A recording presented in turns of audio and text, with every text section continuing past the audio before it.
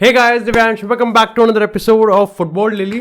और आज के एपिसोड की जो हमारी पहली अपडेट है ना, वैसे आज के एपिसोड में ना काफ़ी अटपटी सी खबर है। मतलब ऐसा लगता है कि डाइवर्सिफिकेशन में नेक्स्ट लेवल चीज़ जा चुके हैं। हर कैटेगरी की एक अपडेट है, बकचोदी, सीरियसनेस, डेफिनेटली यहाँ पर कंट्रोवर्सी।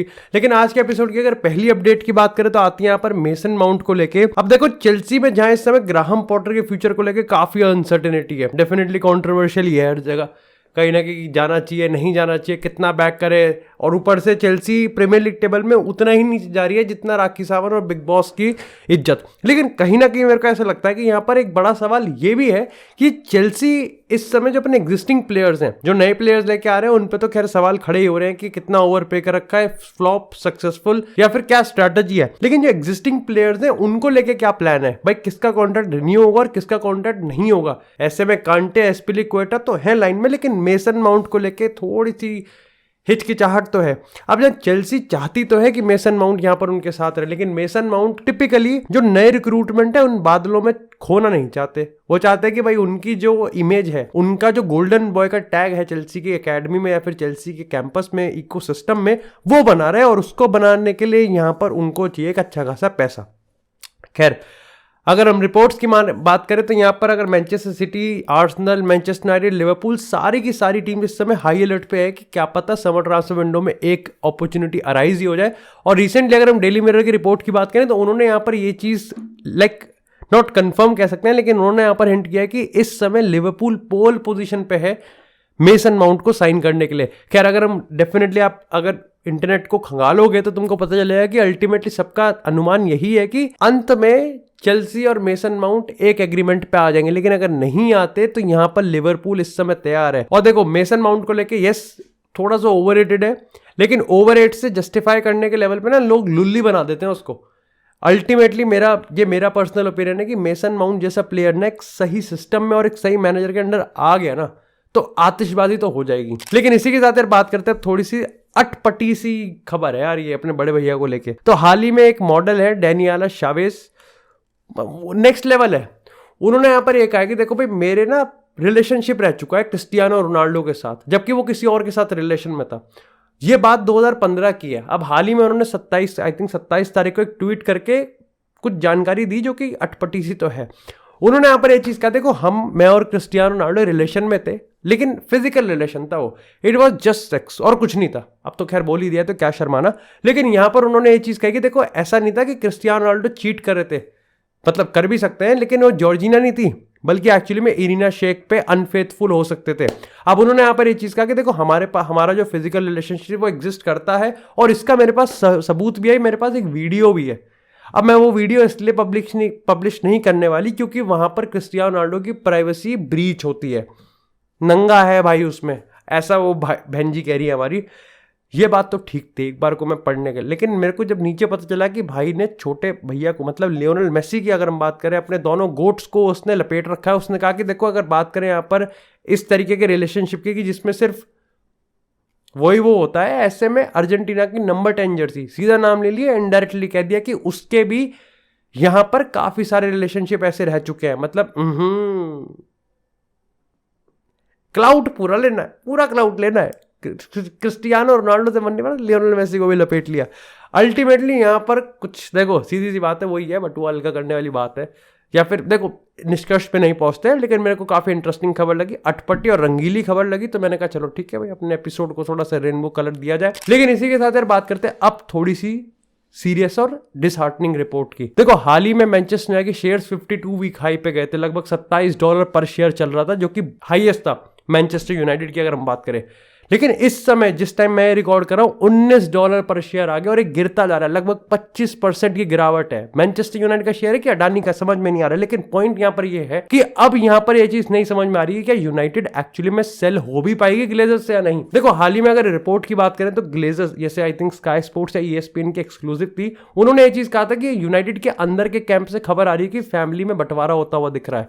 यानी कि कुछ लोग ये मानते हैं कि हमको सेल कर देनी चाहिए, लेकिन अब्राम और जोएल ग्लेजर की बात करें तो वो नहीं चाहते कि यूनाइटेड सेल हो। मन थोड़ा सा पलट रहा है और ये चीज हम देख भी सकते हैं। काराबाओ कप के फाइनल में भाई बैठे हुए भी थे, जिसको बाद में टेरेंग ने कहा था कि इंटेंशन अच्छे लग रहे हैं ओनर्स के। फिर रूनी का आपको स्टेटमेंट देखो तो लग रहा है कि थोड़ा सा मन बदल रहा है। साथ ही ये चीज़ भी है कि म्यूचुअल ये है कि 6 बिलियन की वैल्यूएशन लो तो चूड़ी तोड़ के और यहाँ पर नारियल फोड़ के यूनाइटेड को सेल भी कर देंगे। लेकिन अल्टीमेटली पॉइंट ये है कि यूनाइटेड का हल्ला उतना कटा नहीं है जितना चेल्सी का था। ये भी अपने आप में एक सवाल है कि भाई चेल्सी को लेके जितनी हाइप थी वो यूनाइटेड को लेके हाइप कितनी है। सोचो यूनाइटेड को लेके इतनी हाइप में टेंशन है, लिवरपूल का क्या हाल होगा। लेकिन 6 बिलियन की मार्क से तो काफ़ी दूर है। लगभग अगर हम बात करें यहाँ पर कतर शेख की तो 4.5 बिलियन के आसपास का है। वहीं अगर सर जिम रैटक्लिफ की बात करें तो उनका भी 4.5 के आसपास का ही है। ऐसे में यहाँ पर सिर्फ यही दो हैं और अल्टीमेटली ऐसा अनुमान किया जा रहा है कि ऐसा ना हो कि सिर्फ ग्लेजर्स ही यहाँ पर रुक जाए। और ये चीज़ काराबाओ कप में मैनचेस्टर यूनाइटेड के फैंस ने क्लियर कट भी कर दी जब उन्होंने कह दिया कि ग्लेजर्स आउट के नारे उन्होंने लगातार लगा के रखे। वैसे डू लेट मी नो, अगर आपको एक कंडीशन दी जाए कि ग्लेजर्स इस समर ट्रांसफर विंडो में 200 मिलियन खर्च करने के लिए तैयार है, do you really want them? या फिर हाँ नेगोशिएट कर सकते हैं अगर वो प्लेज करे कि हाँ हम पैसा इन्वेस्ट करेंगे और फ्रीडम भी देंगे टेन हैग को साइन करने की, तो तुम नेगोशिएट करने के लिए तैयार हो? नहीं, शक्ल देखनी ही नहीं है। लेकिन इसी के साथ यार बात करते हैं अब थोड़ी कंट्रोवर्सी की, और मैं इससे यार थोड़ा पर्सनली काफ़ी ज़्यादा डिसअपॉइंटेड हूँ। मेरे को लगता है कि यार ये काफ़ी ज़्यादा देखो कल के एपिसोड में मैंने कहा था और मैंने तुमको बता दिया था कि डेविड अलाबा के पास इतनी फ्रीडम तो होनी चाहिए कि वो अपना खुद का ओपिनियन बना सके, और चाहे वो मेसी को सपोर्ट करे चाहे वो यहाँ पर बेंजेमा को वोट करे, वोट ही तो है। अब देखो कंट्रोवर्सी इतनी ज्यादा बढ़ चुकी थी, उसको रेसिज्म और हेट इतना ज्यादा मिल रहा था कि अल्टीमेटली डेविड अलाबा को एक सोशल मीडिया पे पोस्ट करना ही पड़ा, जहां पर उन्होंने इस चीज को क्लियर करा कि देखो यार मैंने सिर्फ आपको पता है कि फीफा के जो रूल्स होते हैं उसमें होता है कि एक नेशनल टीम का जो कैप्टन होता है वो यहाँ पर वोट करता है। तो उन्होंने ये चीज कंफर्म कर दी कि देखो मेरा वोट नहीं था, उसमें पूरे ऑस्ट्रिया नेशनल टीम के प्लेयर्स का वोट था और सबने आपसी सहमति बना के डिसाइड किया था कि हाँ लियोनेल मेसी को हम यहाँ पर वोट करते हैं, उसके बाद करीम बेंजेमा को। तो अल्टीमेटली हाँ वोट मैंने किया है, लेकिन मैंने ऑन बिहाफ ऑफ पूरी वॉइस जो ऑस्ट्रेलिया नेशनल टीम की थी उसके बेसिस पे किया है। अब देखो ये चीज़ तो सेल्फ एक्सप्लेनेटरी है, लेकिन मेरे को कहीं ना कहीं ये थोड़ा सा खटक रहा है कि उसको ये चीज़ मैसेज स्टेटमेंट देना भी पड़ गया।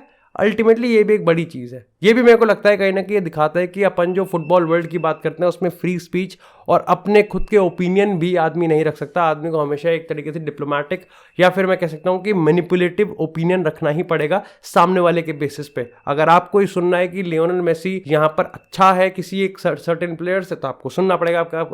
तो मैं आपको वो बोल दूंगा। अगर मेरे को लग रहा है कि आपको ये सुनने का मन है कि क्रिस्टियानो रोनाल्डो किसी एक सर्टेन प्लेयर से बड़ा है, तो मैं वो बोल दूंगा। लेकिन अल्टीमेटली मेरा मतलब है मीठी छुरी, यानी कि बदलता रहूंगा अपने ओपिनियन। It depend. मैंने संदमाओं को कह दे कि आप सबसे बढ़िया क्रिएटर हो, तो वहाँ पर जाके मैंने मुक्तेश को कह दे कि आप सबसे बढ़िया क्रिएटर हो। लेकिन सबको पता है कि अल्टीमेटली मकचोदी नहीं। लेकिन इसी के साथ यहाँ पर अगर देखो एक ना, मैं इस कंट्रोवर्सी को थोड़ा सा और समझने की कोशिश कर रहा था, तो तुमको पता है मैं कमेंट्स पढ़ता ही हूँ। लेकिन मैंने एक कमेंट पढ़ा जिसने मेरे को क्रिटिसाइज़ किया था, अल्टीमेटली रिस्पेक्टफुली उसने मेरे को क्रिटिसाइज़ किया था, तो मैं उस चीज़ के लिए उसको अप्रिशिएट करूँगा। उसने कहा कि दिव्यांश यार देख, तू एक फ़ैन है and you are a content creator, तू एक अनबायस्ड ओपिनियन स्टैंड ले सकता है। लेकिन अल्टीमेटली अगर हम डेविड अलाबा की बात करें तो ये कैसे हो सकता है कि जिसके साथ वो हमेशा से स्ट्रगल किया है, फाइट किया है, परफॉर्म किया है, दैट इज करीम बेंजेमा, उसको वोट ना करके वो लियोनेल मेसी को कैसे वोट कर सकता है? पहले स्टेटमेंट पढ़ने पर मेरे को समझ में तो आया कि यार बात तो सही है, ऐसा कैसे हो सकता है। लेकिन और ये उसके बाद थी मैंने डेविड अलाबा का पोस्ट नहीं पढ़ा था। लेकिन मेरे को कहीं ना कहीं लगा कि अल्टीमेटली अगर डेविड अलाबा ये समझ सकता है तो वो ये भी समझ सकता है कि शायद से मेसी ने भी स्ट्रगल किया हो। अब लोग समझ रहे हैं कि सिर्फ अर्जेंटीना के बेसिस पे, अबे भैया 2022 में भी खेला है भाई वो। आप उसके पहले भी अगर आप देखो तो अच्छी परफॉर्मेंस आई है यहाँ पर। बट ठीक है, उसमें हम नहीं जाएंगे, उस कुएं में हम नहीं जाएंगे। मैं ये भी कहना चाहूँगा कि फिर जब डेविड अलाबा ने पोस्ट कर दिया तो फिर ऑलरेडी उस कमेंट को काउंटर किया ही गया। बट ठीक है, क्रिटिसिज्म भी चलता है और एक और मैंने सबूत दे दिया कि मैं यहाँ पर कमेंट्स भी पढ़ता हूँ। लेकिन इसी के साथ बात करते हैं अब थोड़ी सी विनीसियस जूनियर को लेके। तो भाई यहाँ पर अगले सीजन विनीसियस जूनियर को नंबर 7 की जो आइकॉनिक जर्सी, और फाइनली ऐसा बताया जा रहा है कि रोनाल्डो के बाद जो उसका वर्दी सक्सेसर है वो यहाँ पर विनीसियस जूनियर के रूप में मिलता हुआ दिख रहा है, यानी कि ईडन हज़ार्ड और यहाँ पर मारियानो जैसे प्लेयर का तो पत्ता साफ है। सवाल यह है कि क्या सही में विनीसियस जूनियर उस हाइप को मेंटेन कर सकता है? क्योंकि जो जर्सी का प्रेशर होता है ना, वो होता तो बहुत भारी है। चाहे हम बात करें यहाँ पर अंसु फाटी की, चाहे हम बात करें यहाँ पर यूनाइटेड में नंबर 7 की जर्सी, या फिर रियल मैड्रिड में नंबर 7 की जर्सी, जो भी आया है वो फेल ही हुआ है रेप्लिकेट करने की। क्योंकि अल्टीमेटली मेसी और रोनाल्डो की लेगेसी को अगर आप एक बार कंपेयर या फिर आप उस हाइट को भी एक्सपेक्ट करने लग गए ना, तो आदमी तो यार वहीं डूब जाएगा। लेकिन इसी के साथ यार बात करते हैं थोड़ी सी सूर्यवंशम वाली खबर की, यानी कि सास बहू serial, that is Kylian Mbappe और रियल मैड्रिड। देखो पॉइंट यहाँ पर यह है कि कल ना ले कुप ने यहाँ पर ये स्टोरी डाली है और एक्सक्लूसिवली रिपोर्ट निकाला उन्होंने किलियन एम्बापे का क्या होने वाला है। उन्होंने यहाँ पर ये चीज़ कहा कि शायद से किलियन एम्बापे, तुमको लग रहा हो कि सेल हो सकता है, लाइक छोड़ सकता है पीएसजी को, लेकिन ऐसा हो सकता है कि पीएसजी ही सेल कर दे किलियन एम्बापे को। और इसके पीछे की उन्होंने थ्योरी ये दी कि देखो किलियन एम्बापे को लेकर तुम्हारे मन में शायद से परसेप्शन है कि उसको स्पोर्टिंग प्रोजेक्ट पसंद नहीं आ रहा, उसको मेसी की शैडो में नहीं रहना, उसकी नेमार से लड़ाई हो गई, उसकी मैनेजर से नहीं बन रही। लेकिन अल्टीमेटली पॉइंट ये हो सकता है कि अभी जो किलियन एम्बापे का कॉन्ट्रैक्ट है वो 2024 तक है।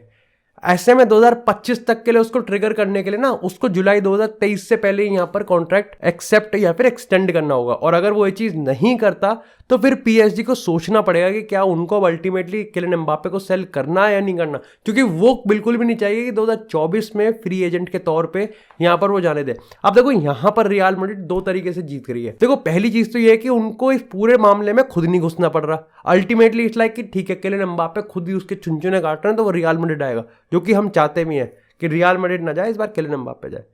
मतलब कुछ भी हो जाए ठीक है, हम कहीं से भी नेगोशिएट करने के लिए तैयार हैं, किलियन एम्बापे बस आ जाए। साथ ही यहाँ पर ये भी कंफर्म हमको लग रहा है कि जो दूसरा बड़ा एडवांटेज है वो ये है कि रियल मैड्रिड को एक्चुअली में किलियन एम्बापे एक डिस्काउंटेड प्राइस में मिल सकता है, क्योंकि फटी तो पीएसजी की है। लेकिन ये मैं तुमको फिर भी कंफर्म कर दूं, उस रिपोर्ट में ये भी मेंशन है कि सारा का सारा इस अजम्पशन पे बेस्ड है कि एक्चुअली में किलियन एम्बापे यहाँ पर एक्सटेंड नहीं करेगा। अगर उसने एक्सटेंड कर दिया तो पत्ता वैसे ही साफ हो जाएगा। वैसे मेरे को लगता है किलियन एम्बापे अगर रियल मैड्रिड आएगा तो वो सिर्फ इसी समर ट्रांसफर विंडो में आ सकता है, ना ही 2024 में। और आई थिंक 2025 तक का भी फिर हम अपना ही हिसाब देख लेंगे, उतने दूर की बात नहीं करते। तो 2023 समर ट्रांसफर विंडो में एक रियल डील है। ऐसे में मेसी भी जा सकता है, एम्बापे भी। देखना पड़ेगा कि पीएसजी दोनों को ही लूज कर सकती है। लेकिन इसी के साथ यार बात करते हैं अब थोड़ी सी अपनी आखिरी अपडेट की, जो कि आती है थियागो सिल्वा को लेके। तो भाई चेल्सी ने कंफर्म कर दिया कि थियागो सिल्वा को इंजरी हो गई है, जिसके चलते वो 6 हफ्ते तक बाहर जा सकते हैं। एक लौता प्लेयर या फिर वो चुनिंदा प्लेयर उस चेल्सी की जर्सी में, जो कि उस चेल्सी के जर्सी या फिर उस बैच के लिए खेलता है हर हफ्ते। कहीं ना कहीं मेरे को लगता है कि एक पूरी नेगेटिविटी वाइब में स्टैमफोर्ड ब्रिज की उस ऑडियंस को एक पॉजिटिव दिखता है उस थियागो सिल्वा पर। परफॉर्मेंस बोलती है, लीडरशिप बोलती है, और कहीं ना कहीं वो माइंडसेट बोलता है उस बंदे की जरूरत थी। और ऐसे में बहुत क्रिटिकल स्टेज पे थियागो सिल्वा यहाँ पर चला गया। बाकी that's it for this episode guys. I hope आपको एपिसोड पसंद आया। एपिसोड पसंद आया तो एपिसोड को लाइक करें, चैनल को सब्सक्राइब करें। आपको इसी तरह फुटबॉल से एक्सक्लूसिव कंटेंट चैनल पर मिलता रहेगा। तब तक के लिए stay tuned, stay safe, and I will see you in next episode.